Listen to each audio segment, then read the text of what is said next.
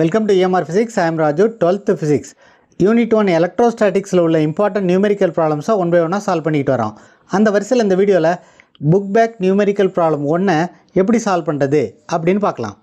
Problem என்னன்னா when two objects are rubbed with each other approximately a charge of 50 nanocoulomb can be produced in each object. Calculate the number of electrons that must be transferred to produce this charge. This is a given problem. இந்த ப்ராப்ளத்தில் என்ன சொல்லியிருக்காங்க அப்படின்னா ரெண்டு ஆப்ஜெக்ட்ஸை ஒன்றோட ஒன்று தேய்க்கும் போது 50 நேனோ கூலுங்கிற சார்ஜ் ஒவ்வொரு ஆப்ஜெக்ட்லேயும் ப்ரொடியூஸ் ஆகுது. அப்படி ஒரு சார்ஜை ப்ரொடியூஸ் பண்ணுறதுக்கு எவ்வளவு எலக்ட்ரான்ஸ் ட்ரான்ஸ்ஃபர் ஆகிருக்கணும் அப்படின்னு கால்குலேட் பண்ண சொல்லியிருக்காங்க. Now let us see how to solve this problem. முதல்ல இந்த ப்ராப்ளத்தில் என்ன கொடுத்துருக்காங்க அப்படிங்கிறத எடுத்து எழுதிக்கலாம். Given charge produced is given. Charge produced Qன்னு எடுத்துக்குவோம். Q is equal to 50 nano coulomb. இந்த நேனோ கூலும் அப்படிங்கிறத கூலுமாக கன்வெர்ட் பண்ணிக்கிறோம் because coulomb is a SI unit of charge. This is equal to 50 into 10 to the power minus 9 coulomb. என்ன கேட்டிருக்காங்க? We have to calculate the number of electrons transferred. Number of electrons transferred n எடுத்துக்குவோம். N is equal to what?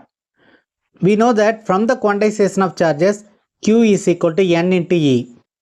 இங்கே Eங்கிறது charge of the electron. Charge of the electron is equal to 1.6 into 10 to the power minus 19 coulomb.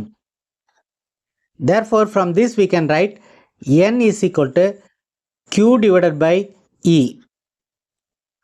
Q is 50 nano coulomb.